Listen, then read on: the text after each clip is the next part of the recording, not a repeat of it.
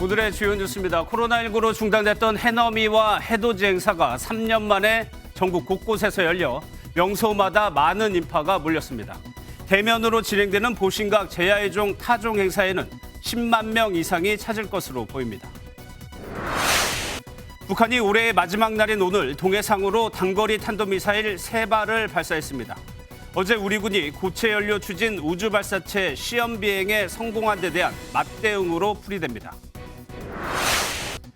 과천 제2경인고속도로 방음터널 화재로 목숨을 잃은 5명의 신원이 사고 이틀 만에야 모두 확인됐습니다.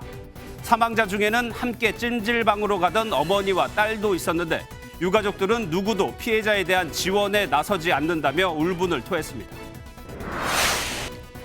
수서 고속철도 SRT 열차 운행이 이틀째 차질을 빚고 있습니다. 터널 천정 보수 공사를 위해 붙여놓은 부직포가 전차선에 떨어지면서 고속열차의 전기 공급이 차단됐고 SRT 열차 32대 중 절반이 넘는 17대가 고장났습니다. 중국 코로나19 유행으로 국내 감기약 품귀 현상이 우려되자 정부가 구매 제한 카드를 꺼내든 가운데 감기약을 필요한 만큼만 구매하도록 권장하는 캠페인이 시작됐습니다. 약사단체는 감기약 등 호흡기 관련 의약품을 3에서 5일분만 구매하고 필요 이상으로 구매하지 않도록 당부했습니다. 여러분 안녕하십니까. 북한이 2022년 마지막 날인 오늘도 단거리 탄도미사일 3발을 발사했습니다. 북한은 연말에는 군사적 도발을 잘 하지 않습니다. 그만큼 어제 우리 군이 발사한 고체 연료 우주 발사체를 강하게 의식한 것으로 보입니다. 첫 소식 이기종 기자가 보도합니다. 오늘 오전 8시쯤 북한이 연이어 3발의 단거리 탄도미사일을 발사했습니다. 발사 지점은 황해북도 중화군. 350km를 비행한 뒤 동해상에 떨어졌습니다. 탄착 지점은 미사일 시험 발사 때 표적으로 이용한 알섬으로 알려졌습니다.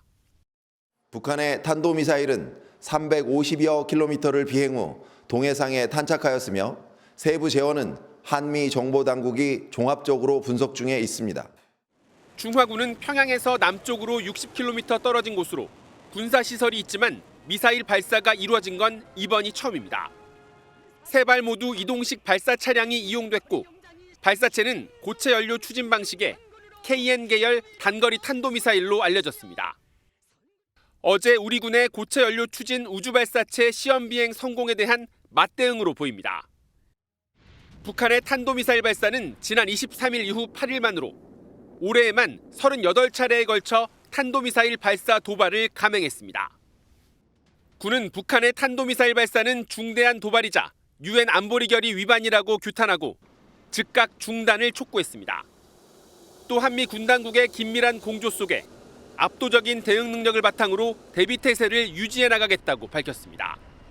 MBN 뉴스 이기종입니다. 보신 것처럼 어제 전국에서 목격된 비행체는 우리 군이 쏜 고체 연료 추진 우주 발사체였습니다. 목표 고도에 도달했고 단 분리도 정상적으로 이뤄졌습니다.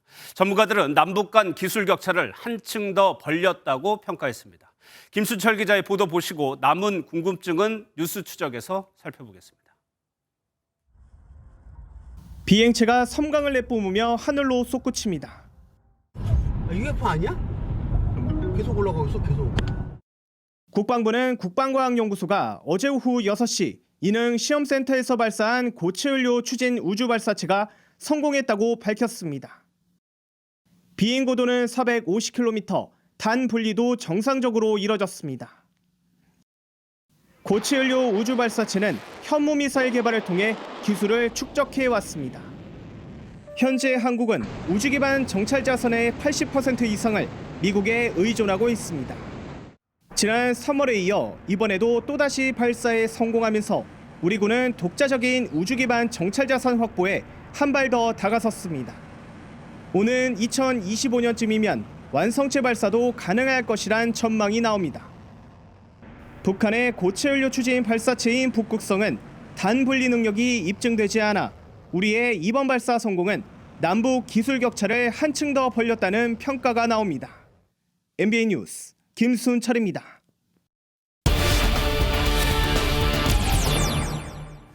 국방부 출입하는 정치부 안병수 기자 나와 있습니다. 어서 오세요. 예, 북한이 탄도미사일을 쐈어요. 그런데 이렇게 연말에 도발하는 거는 상당히 이례적인 거거든요. 예, 맞습니다. 북한은 지금 연말 총화 국면입니다. 당 차원에서 한 해의 성과를 결산하고 또 새 목표를 제시하면서 내부 결속에 집중하는데요. 2019년부터 시작한 연말 전원회의 기간 중 무력 도발을 한 것이 처음이고요. 또 한 해의 마지막 날에 무력 도발을 한 것도 이번이 처음입니다. 전문가 얘기 들어보시죠.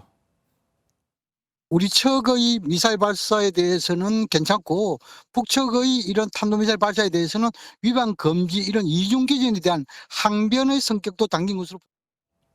그러니까 우리 군에 맞대응하는 거 외에도 국제사회 제재에 대한 시위라는 성격이 좀 있다는 얘기네요. 예, 맞습니다. 지난해 10월 유엔 총회 제1위원회에서 북한 핵무기와 탄도미사일의 폐기를 촉구하는 결의안 3건을 채택했는데요. 북한은 일관되게 이 같은 결의가 부당한 이중 기준을 세웠다고 주장하고 있습니다. 지난 7월에는 한국형 발사체 누리호가 2차 발사에 성공한 것을 두고 트집을 잡기도 했죠.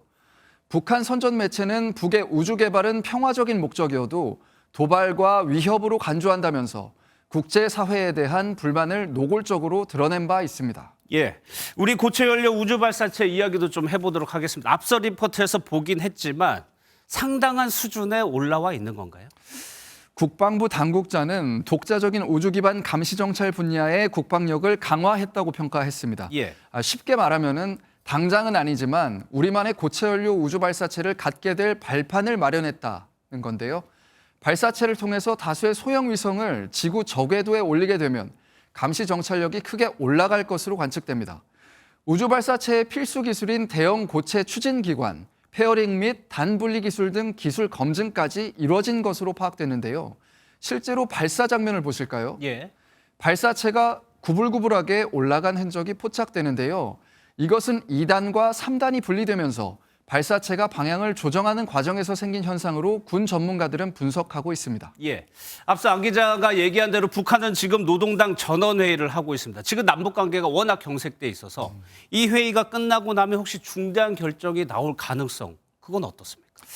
일단 이번 전원회의는 지난 26일부터 엿새째 진행되고 있는데요. 예. 연말 전원회의 기준으로 역대 최장이었던 지난해 닷새보다 깁니다. 그 전원회의에서 채택한 결정서는 이르면 내일 공개될 것으로 보입니다. 결정서는 최근 3년 동안 김정은 국무위원장의 신년사를 대체해왔고 이번에도 그럴 가능성이 큽니다. 군사 부문에서는 고체 추진 ICBM 개발을 비롯한 군사력 증대 방안이 제시될 것으로 보이고요.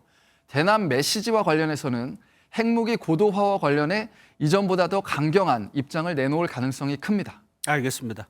여기까지 듣도록 하겠습니다. 지금까지 안병수 기자였습니다. 정치권은 한 해를 마무리 짓는 오늘 이재명 더불어민주당 대표가 미리 내놓은 신년사를 두고서 공방을 벌였습니다. 이 대표가 검찰 정권이 야당을 파괴하려 한다고 하자 국민의힘은 방탄국회 만들 생각하지 말고 수사나 협조하라고 압박했습니다. 김태린 기자입니다. 이재명 더불어민주당 대표는 희망과 설렘으로 가득해야 할 새해 마음이 무겁다며 신년사를 시작했습니다. 그러면서 민주주의를 말살시키고 있는 검찰 정권의 야당 파괴, 정치 보복 폭주가 멈출 기미를 보이지 않고 있다고 비판했습니다. 어떤 불의에도 용기 있게 맞서는 정치, 국민이 쟁취한 민주주의가 후퇴하지 않도록 국민께서 부여하신 권한을 최대한 제대로 사용하겠습니다. 국민의힘은 민주당의 1월 임시국회 소집 요구를 연거푸 비판했습니다.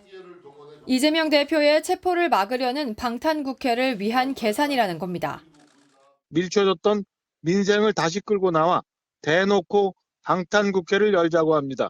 이재명 대표 체포 동의안이 국회로 넘어올 때 부결시키겠다는 계산. 문재인 전 대통령이 연화장에서 이태원 참사의 아픔을 보듬지 못하는 못난 모습들이 마음까지 춥게 한다고 한 데 대해선 분열을 조장하는 못된 습관이 고스란히 녹아있다고 반발했습니다.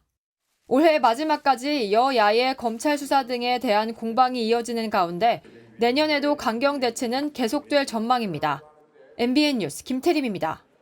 네, 연말이라 이동이 굉장히 많은 때인데 수서 고속철도 SRT 사고 여파로 시민들이 이틀째 큰 불편을 겪었습니다. 사고 원인은 터널 바닥에 떨어진 부직포 때문이었습니다.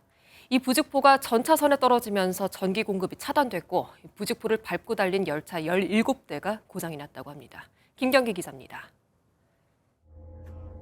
SRT 천안아산에서 평택 지제역 사이 통복터널 구간. 달리는 열차 옆 선로에서 보수공사를 하는 차량이 보입니다.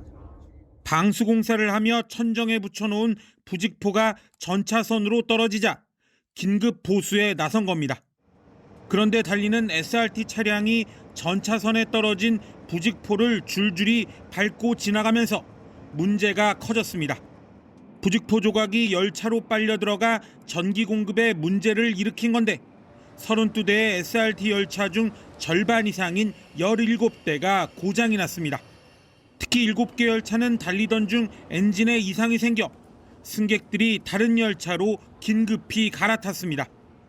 이 사고로 SRT 운행에 이틀째 차질이 빚어져 18대가 취소됐고 첫날 최대 2시간, 오늘도 1시간 가까이 지연 운행됐습니다. 오늘 아침 7시에 차표 예약을 했었는데 아침 새벽 5시쯤 되니까 이 문자가 와 있어서 보고 그래서 이제 급하게 잡혀진 일정이 있었는데 아무래도 열차 지연 때문에 차질이 생겨서 하자보수공사를 발주한 코레일은 KTX 2편성을 SR에 긴급 지원했습니다. 국토교통부는 사고 원인이 된 보수공사의 책임 소재와 사고 원인을 철저히 파악한 뒤 규정 위반이 확인되면 엄중 조치하기로 했습니다. MBN 뉴스 김경입니다. 이틀 전 과천 제2경영고속도로 방음터널 화재로 사망한 5명의 신원이 모두 확인됐습니다. 함께 찜질방으로 가던 어머니와 딸을 포함해서 여성 3명, 남성 2명으로 유가족들은 피해자 지원이 없다며 울분을 토했습니다. 윤기란 기자입니다. 경찰은 국과수 DNA 감정을 통해 방음터널 화재로 숨진 여성 3명과 남성 2명의 신원을 확인했습니다. 연령별로는 60대가 3명, 30대와 20대가 각각 1명입니다. 이 중에 여성 2명은 함께 찜질방으로 가던 모녀 관계로 같은 차량에 있었고 나머지 3명은 각기 다른 차량에서 발견됐습니다. 화재로 시신이 심하게 훼손돼 신원 확인이 어려웠는데 유가족과 DNA를 대조해 사고가 난 지 이틀이 되어서야 5명의 사망자 확인 작업이 종료됐습니다. 신원 확인이 늦어져 부랴부랴 빈소를 마련한 유가족들은 누구도 화재 희생자에 대한 지원에 나서지 않는다며 울분을 토했습니다. 그건 좀 안 내지 말고 도와주고 그래야 될 거 아니에요. 아무것도 모르고 그냥 물어서 돈 내려면 돈 내고 가려면 가고 이게 뭐예요 이게. 처음 불이 난 집게 트럭을 감식해 화재 원인과 확산 경위 등을 조사한 경찰은 앞으로 터널을 만든 시공사와 도로관리 주체에 대한 조사에 초점을 맞출 방침입니다. 화재 당시 터널 진입 차단 시설이 작동하지 않아 피해가 커진 경위도 파악할 예정입니다. 화재 현장엔 안전 문제로 불에 탄 차량 45대가 그대로 남아있어 현장을 수습하고 도로 통행이 재개되려면 앞으로도 상당한 시간이 걸릴 것으로 보입니다. MBN 뉴스 윤기란입니다. 택시기사와 전 여자친구를 잇따라 살해한 이기영의 각종 범죄 전력이 공개되고 있습니다. 음주운전 전과는 사범, 구속된 적도 있었습니다. 이 과정에서 경찰관을 차에 매달고 도망치고 손을 물어뜯는 일도 있었습니다. 안준우 기자의 보도 보시고 이기영의 엽기 행각 뉴스 추적하겠습니다. 모자와 마스크로 얼굴을 가린 31살 이기영. 쏟아지는 취재진의 질문에 입을 굳게 다물었습니다. 택시기사 살해는 계획하신 건가요? 전 여자친구는 왜 살해하신 거예요? 구속된 이기영의 신상이 공개되자 범죄 전력도 드러나고 있습니다. 육군 간부였던 이기영은 2013년 5월 서울 마포에서 음주운전을 하다 적발돼 면허가 취소됐습니다. 석 달 뒤 인천에서도 무면허 음주운전을 하다 또 적발됐는데 이 과정에서 단속을 피하려고 경찰관을 차에 매달고 2km를 도망치고 손을 무는 등 저항했습니다. 결국 이기영은 군사법원에서 징역 1년 6개월의 실형을 선고받았습니다. 육군 교도소에서 출소한 뒤 전역한 이기영은 2018년에도 음주운전으로 집행유예를 받았습니다. 세 차례나 음주운전으로 적발됐지만 이기영은 집행유예 기간인 2019년 11월 또다시 음주운전을 했고 결국 징역 1년을 살고 출소했습니다. 경찰은 음주 전력이 있는 이기영이 또 음주운전 사고를 내고 처벌 위기에 놓이자 택시기사를 유인해 살해한 건 아닌지 조사하고 있습니다. MBN 뉴스 안진우입니다.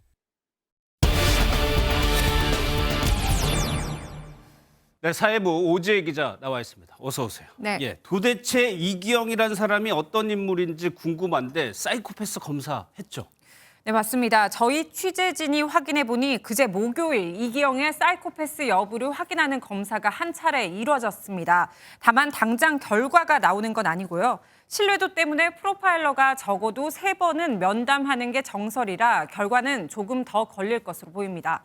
그런데 프로파일러 검사는 이기영이 거부해도 강제할 방법이 없는데요. MBN 취재를 종합하면 실제로 이기영은 앞서 프로파일러 면담을 한 차례 거부했다가 설득돼서 이번에 진행된 것으로 알려졌습니다. 예. 그런데 오 기자, 사이코패스로 판정이 돼도 형량이나 경찰 수사에 무슨 어떤 영향을 미치던가요? 네, 정확하게 말씀드리면 영향이 없습니다. 다만 반인격적 장애, 사이코패스 성향이 있느냐 없느냐에 여론의 주목도가 높습니다. 그래서 사이코패스 성향이 있다고 해도 형량이 달라지는 건 아니라고 앞서 말씀드렸는데요. 범죄 전문가들 사이에서는 사이코패스 검사보다 이기영 진술의 신빙성을 따지는 경찰 조사가 먼저 이루어졌어야 했다는 지적이 있습니다. 넉 달 전이었죠. 지난 8월에 50대 동거녀를 살해했다고 자백한 게 시신 수색 작업 장기화를 노리고 수사 혼선을 주는 노림수일 수도 있다는 겁니다. 한번 들어보시겠습니다. 자백이라고 하는 것이 실제로 이제 신뢰성이 있는가 없는가에 대한 거를 먼저 파악을 해야죠. 거짓말장인데 뭔가 다른 거를 범죄를 감추기 위해서 시체를 이렇게 했다고 하면은 이건 검사 자체가 해봤자 의미가 없는 거고. 그런데 경찰 수사 와중에 범행을 한 이후에요. 이기영의 파렴치한 행각이 지금 조금씩 나오고 있습니다. 어떤 게 있었습니까? 네, 경찰에 따르면요. 이기영은 범행 직후 600만 원짜리 커플링을 사고 호텔과 술집 비용을 내는데 모두 숨진 택시기사의 신용카드를 사용했습니다. 또 자신이 살해한 택시기사의 휴대전화 잠금 패턴까지 풀어 비대면으로 신용대출을 받았는데요. 이렇게 쓴 유흥비와 대출금이 무려 5,400만 원에 달합니다. 예, 사람은 죄책감이라는 게 있는데 이번에는 전혀 보이지 않아서 사이코패스가 아니냐는 말이 나오는 것 같아요. 네. 그런데 이것이 신상 공개도 좀 영향을 미친 거죠? 네, 맞습니다. 경찰은 시신이 옷장 안에 있는데도 현 여자친구를 집에 들이고 또 범행 직후에도 신용카드를 계속 쓴 점을 볼 때 계획적인 범죄였다고 의심하고 있는데요. 그래서 비슷한 범행을 과거에도 하지 않았는지 살피기 위해서 이번에 신상 공개된 이기영을 보고 최대한 많은 제보가 있길 기대하는 모습입니다. 예. 그런데 경찰이 공개한 사진이랑 실제 모습이랑 너무 다르다는 지적도 많이 나오던데요. 네, 맞습니다. 앞서 과거 경험이 있을 텐데요. 신당역 살인사건 피의자 전주환, N번방 조주빈의 사진이 현재 모습과 달라 논란이 있었습니다. 그래서 한번 자료를 살펴봤는데 2019년 말부터 최근 2년 동안 신상 공개 결정으로 신분증 증명사진을 공개한 피의자는 총 18명인데 그 촬영 시점은 알 수 없었습니다. 한번 들어보시겠습니다. 주민등록증이랑 운전면허증이랑 이 두 가지 중에서 하나를 피의자가 이걸로 할게 이러면 이제 그거를 공개하는 식이 됐거든요. 그러니까 아무 사진이나 공개하는 게 아니에요. 네, 그래서 이번에 공개된 이기영 사진도 운전면허증 사진인데요. 지난 28일 구속영장 심사 당시 모자를 쓴 채 고개를 숙여서 얼굴이 보이지 않았습니다. 그래서 현재 모습과 얼마나 다른지 확인이 안 되고 있는데요. 하지만 곧 수사가 마무리돼서 검찰에 송치될 때 얼굴 공개 가능성이 있어 또다시 체포 당시 찍는 머그샷 도입, 또 실효성 논란이 일 것으로 보입니다. 알겠습니다. 여기까지 듣겠습니다. 오지혜 기자였습니다.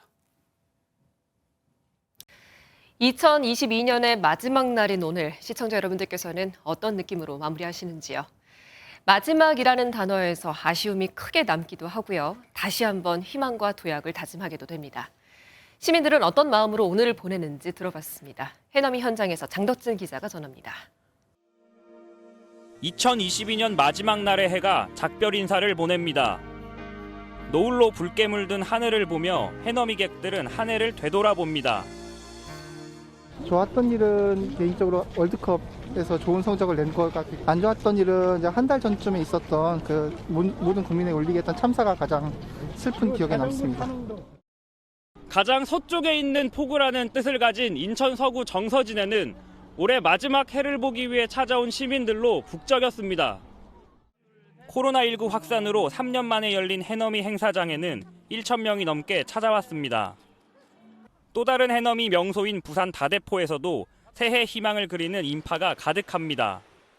저희 둘 다 각자 할머니, 할아버지도 많이 편찮으시고 한데 내년에는 좀 많이 쾌차하시고 가족 다 같이 건강했으면 좋겠습니다.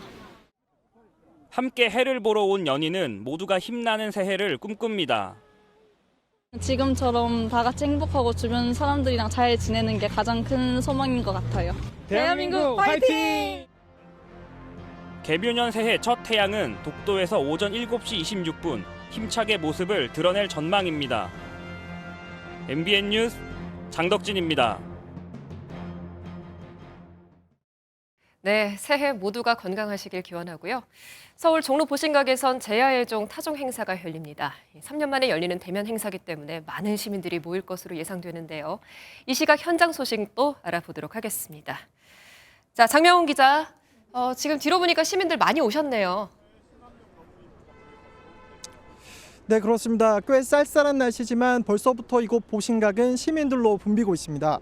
오늘 타종 행사는 코로나19 팬데믹 이후 3년 만에 대면으로 진행되는데요. 시민들은 제야의 종소리를 직접 들을 수 있게 됐다면서 기념사진을 찍는 등 들뜬 마음으로 시간을 보내고 있습니다. 일찍이 행사장에 나온 시민들 감회가 새롭다는 반응이었습니다. 한번 들어보시죠. 코로나 이후로 첫 타종 행사라서 먼 걸음해서 왔고 너무 기대가 되고 올해 다 마무리하고 2023년 새로 너무 행복하게 시작했으면 좋겠습니다. 기분이 좋죠. 많은 사람들이 제 종소리를 들으면서 자기 소망도 빌고. 네, 3년 만에 행사라 모두 기다리고 계시는데 행사는 몇 시부터 시작하는 겁니까? 네, 앞으로 3시간쯤 뒤인 밤 10시 50분에 식전 행사로 다양한 공연이 먼저 시작되고요. 자정쯤 새해를 맞이하는 시민들의 희망찬 카운트다운이 끝나면 보신각 종소리가 33번 울립니다. 타종 행사에는 오세훈 서울시장을 비롯해 월드컵 16강 주역인 축구선수 조규성과 지난 폭우 때 배수로를 뚫어 피해를 줄인 의인 최영진 씨 등 시민대표 10명이 함께 참여합니다. 행사는 광화문 광장과 동대문 디자인 플라자에서 대형 전광판으로도 보실 수 있습니다. 네, 그리고 이제 주변으로 많은 인파가 몰릴 것 같은데요. 교통 통제도 잘 이루어지고 있는 거죠? 네, 그렇습니다. 서울시는 오늘 행사에 10만 명이 넘는 인파가 몰릴 것으로 보고 있습니다. 이에 따라 안전요원 1,000명을 투입해 현장 관리에 총력을 다할 방침인데요. 교통 통제 상황은 밤 9시부터 새벽 1시 30분까지 이곳 보신각 일대 차량 통행이 전면 통제되고요. 서울 지하철 1호선은 행사가 임박한 밤 11시부터 새벽 1시까지 종강역을 무정차 통과합니다. 시민 귀갓길 불편을 줄이기 위해 대중교통은 새벽 2시까지 연장 운행되니 이용편에 따라 시간 잘 확인하셔야겠습니다. 지금까지 서울 종로 보신각에서 MBN 뉴스 장명훈입니다. 서울 남산 자락에 40년을 자리해온 밀레니엄 서울 힐튼 호텔이 오늘 문을 닫았습니다. 이제 5년 뒤에 오피스 복합단지로 바뀔 예정이지만 폐점을 하기까지 반대도 만만치가 않았습니다. 남산 힐튼 호텔이 서울 현대사의 굵직한 순간을 함께 했다는 점, 그리고 한국 건축가가 지은 첫 번째 호텔이라는 상징성 때문입니다. 이현재 기자입니다. 서울 남산의 간판 호텔인 밀레니엄 서울 힐튼. 홈페이지에 영업 종료를 알리고 로비에는 지난 40년의 역사가 고스란히 담긴 전시관이 마련됐습니다. 2022년의 마지막 날 40년간 이 자리를 지켜오던 힐튼 호텔이 역사 속으로 사라지게 됐습니다. 27년간 연말 경적을 울린 자선 기차도 올해를 끝으로 운행을 멈춥니다.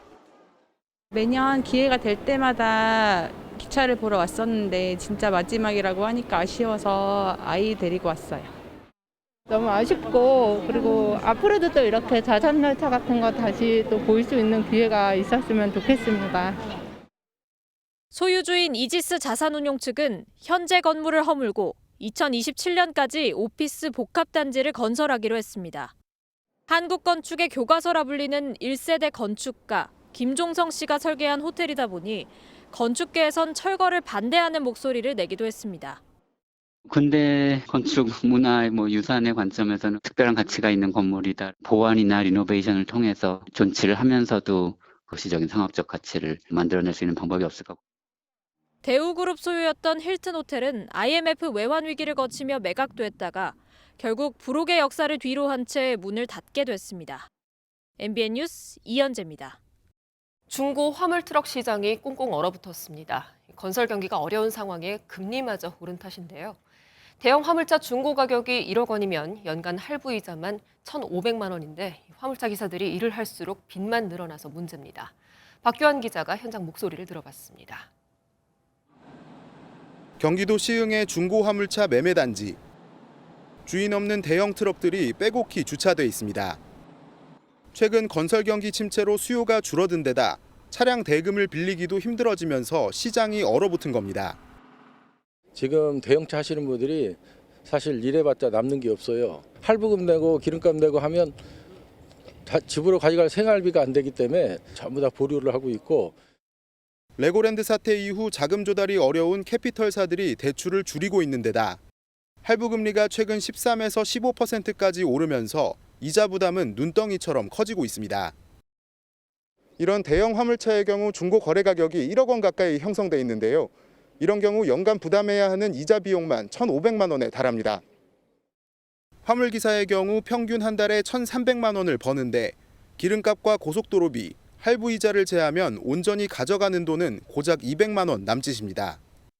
이자율이 한 5% 정도 됐었는데 지금은 캐피탈사 이 자체 할부도 평균적으로 한 10% 정도 보시면 돼요. 그러다 보면 이제 워낙 고가 차들이니까. 운행할수록 적자다 보니 아예 생업을 포기하고 중고차를 경매로 내놓는 기사들도 많습니다. 지난달 중고차 경매 낙찰률은 평균 44%를 기록했는데 40%대로 내려간 것은 코로나19 확산 초기인 2020년 이후 처음입니다. MBN 뉴스 박규원입니다. 지난달 미국 중서부에서 대학생 4명이 피살된 사건이 있었습니다. 40여일 만에 이 사건의 용의자가 체포됐습니다. 인근 대학의 범죄학 박사과정 대학원생인 것으로 전해졌습니다. 최중락 워싱턴 특파원입니다. 지난달 13일 아이다호대 학생 4명이 큰 칼에 찔려 숨지는 사건이 발생했습니다. 3명은 20대 초반의 여성이었고 나머지 1명은 피해자 1명의 남자친구였습니다. 경찰은 부검 결과 희생자들이 대부분 잠든 상태로 일부는 방어 흔적 등이 있었던 것으로 파악했습니다. You know, we have a job to do, and I said yesterday that we're going to do our job. We're going to do it to the best of our ability, and we owe this to the family, we owe this to the victims, we owe this to our community. So we're going to continue on. But 범인이 잡히지 않으면서 아이다호 남녀 대학생 4명 살인 사건에 미국 전역에 관심이 뜨거웠습니다. 그러다 용의자가 40여일 만에 체포됐습니다. 용의자 28살 브라이언 코버거는 살인 현장에서 16km 떨어진 거리에 있는 대학에서 박사과정으로 범죄학을 공부해온 것으로 전해졌습니다. Koberger resides in Pullman, Washington, and is a graduate student at Washington State University. We will provide as much information as we can about the extradition to Idaho and the criminal process. 경찰은 그동안 약 2만 건의 제보를 받았고 연방수사국 FBI 요원 60명 이상이 배치됐습니다. 미궁에 빠질 뻔한 사건의 용의자가 체포되면서 현지 경찰은 범죄학 전공과의 연관성 등 정확한 경위를 조사할 예정입니다. 워싱턴에서 MBN 뉴스 최중락입니다. 우크라이나 침공으로 국제사회에서 고립된 러시아가 중국에 바짝 다가가고 있습니다. 군사협력을 요청하고 시진핑 주석의 러시아 방문을 요청하기도 했습니다. 그런데 시 주석은 즉답을 피했습니다. 송주영 기자가 보도합니다. 블라디미르 푸틴 러시아 대통령이 화면 너머 시진핑 중국 국가주석에게 손들어 화답합니다. 두 나라 정상이 현지 시간 30일 화상으로 회담했는데 올해만 3번째 만남입니다. 푸틴 대통령은 시 주석을 친애하는 친구라고 부르며 내년 봄 국빈 방문을 요청했습니다. 겉으로는 두 국가의 연대 확인 차원이지만 해를 넘겨 우크라이나와 전쟁하는 푸틴 대통령에게는 군사 협력이 절실합니다. Место во всем комплексе российско-китайского сотрудничества, наших отношений занимает военное и военно-техническое сотрудничество, которое способствует обеспечению безопасности наших стран и поддержанию стабильности в ключевых регионах. Нацелены укреплять взаимодействие между вооруженными силами России и Китая. 초청받은 시 주석은 즉답하지 않은 채 다양한 분야의 전략적 협력 정도를 언급했습니다. 是的国际形势啊，中方愿同俄方加强战略协作，坚持互为发展机遇、互为全球伙伴，努力为两国人民创造更多的福祉，为世界注入。 서방 국가의 테러 제재에 동참하지 않으면서 과도한 전쟁 연루에도 선을 긋는 모습입니다. Задачей России, в свою очередь, является следующей. Россия не должна попадать в слишком тесную зависимость от Китая, потому что это чревато узким полем маневра во внешнеполитических отношениях. 미 국무부는 중국은 중립을 주장하지만 여전히 러시아와의 긴밀한 관계에 투자하고 있다며 예의주시하겠다고 경고했습니다. MBN 뉴스 송주영입니다. 한파가 살짝 누그러지면서 내일 해돋이 편하게 보겠다 싶었는데요. 중국발 초미세먼지가 말썽입니다. 밤사이 전국으로 확산해서 내일 뿌옇게 해를 보는 곳도 있겠고요. 잠시 멈칫했던 한파는 다시 찾아옵니다. 새해 첫 월요일 출근길부터는 중무장하셔야겠습니다. 이혁준 기자입니다. 서울은 오전부터 초미세먼지 농도가 나쁨 수준을 기록했습니다. 중국발 미세먼지가 들어온 탓입니다. 초미세먼지는 오늘 서울을 포함한 수도권에 영향을 미치고 밤사이 전국으로 확산해 새해 첫날인 내일까지 이어질 전망입니다. 내일 초미세먼지 농도는 제주까지 영향을 미쳐 나쁨 수준을, 경기 남부는 오전 중에 일시적으로 매우 나쁨 수준을 보이겠습니다. 이 때문에 일부 지역에선 미세먼지와 안개, 낮은 구름에 가린 해돋이를 볼 수 있습니다. 다만 동해안 지역은 대체로 맑을 것으로 예보해 코로나19로 중단했다가 3년 만에 재개한 해맞이 행사엔 문제가 없을 전망입니다. 한파는 누그러졌습니다. 내일 아침 최저기온은 영하 11도에서 영상 3도고 낮 최고기온은 영하 1도에서 영상 10도로 전국 대부분 지역이 영상권에 들겠습니다. 기온이 평년의 수준으로 회복을 하지만 아침에는 영하의 기온으로 떨어지는 곳이 많아 이면도로 등을 중심으로 빙판길이 예상되기 때문에 새해 해돋이를 보러 가시는 분들께서는 교통안전에 각별히 주의해 주시기 바라겠습니다. 주말 사이 주춤했던 한파는 2023년 첫 출근길인 월요일에 다시 찾아옵니다. 2일 서울의 아침 기온은 영하 9도까지 내려가고 낮에도 영하권에 머물겠습니다. MBN 뉴스 이혁준입니다. 중국인들이 코로나19 대유행에 우리나라 약을 싹쓸이 해간다는 소식과 또 국내 독감 유행까지 겹치면서 감기약 사재기 조짐이 나타나고 있습니다. 정부가 판매 수량 제한 조치에 나섰고 약사단체는 최대 5일치만 구매토록 하는 등 자체 긴급 캠페인에 나섰습니다. 최돈희 기자입니다. 서울 시내 한 약국에 대한약사회 관계자들이 찾았습니다. 중국인들이 해열제와 감기약을 대량으로 구매하고 있는지 여부를 확인하기 위해서입니다. 언론에 중국인들이 감기약 싹 쓸어 간다 뭐 이런 얘기들이 계속 있어서 코로나19의 독감 유행까지 겹치면서 감기약 수급이 들썩일 조짐이 보이자 선제적으로 적정량 판매를 당부하고 나선 겁니다. 약사회는 약국이 밀집해 있는 지역을 집중적으로 돌며 소비자들에게 감기약 등 호흡기 관련 의약품을 최대 5일분만 필요 이상은 구매하지 않도록 부탁했습니다. 역작용으로 국민들께서 불안하셔가지고 의약품을 더 많이 이렇게 구입을 하려고 그러는 또 더 나아가서 사재기 현상이 더 많이 심화되지 않을까 하는 우려도. 앞서 정부는 일부 감기약 사재기 조짐과 관련해서 단속을 한층 강화하고 판매 수량 제한도 논의하기로 한 상황. 하지만 구매 제한은 물론 중복이나 대량 구매를 일일이 확인하기 어려워 일부 현장에선 불만의 목소리도 적지 않습니다. 지금 안내도 지금 안 된 상태잖아. 사회적 공감대도. 정부는 현장 의견을 충분히 수렴해 다음 주 초 공중보건위기대응위원회를 거쳐 감기약 판매 수량 제한을 골자로 하는 유통 개선 조치를 시행한다는 방침입니다. MBN 뉴스 최동입니다. 국내에서 중국의 비밀 경찰로 반중 인사의 중국 송환 등의 활동을 해왔다는 의혹을 받는 중식당 동방명주 측이 그럴 능력도 권한도 없다며 질병이 있거나 돌발적 상황으로 이 문제가 발생한 자국민을 돌려보내는 것이라고 밝혔습니다. 오늘 기자회견을 연 왕하이진 동방명주 대표는 한국 내 중국인들의 활동을 연계할 플랫폼 역할을 할 뿐이라며 영사관 업무를 대리한다는 것은 사실과 다르다고 의혹을 전면 부인했습니다. 2022년 올해 마지막 해가 넘어갔습니다. 3년 만이죠. 전국 곳곳으로는 연말연시를 즐기려는 풍경이 가득한데요. 야외에서 해돋이 맞이 계획 있으신 분들은 한파의 기세가 조금은 누그러졌다 해도 따뜻한 옷차림 하셔야겠습니다. 새해 첫날 한파가 주춤하며 내일 서울의 아침 기온은 영하 4도, 낮 기온은 2도까지 오르며 예년 이맘때와 비슷하겠습니다. 하지만 새해 첫 출근길 월요일부터는 다시 찬바람이 불어들겠는데요. 주 초반 아침 기온은 영하 9도까지 곤두박질하겠습니다. 개묘년 첫 해돋이 시각 살펴볼까요?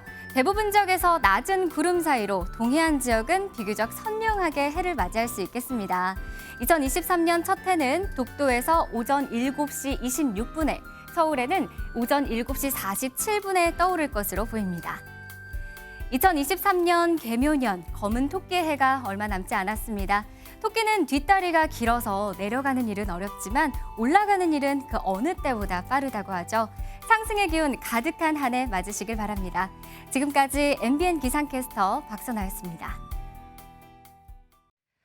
한 해가 저물어 갑니다.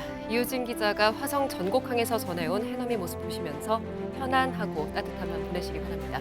저희는 새해 첫날 반갑게 인사드리겠습니다. 모두 고맙습니다.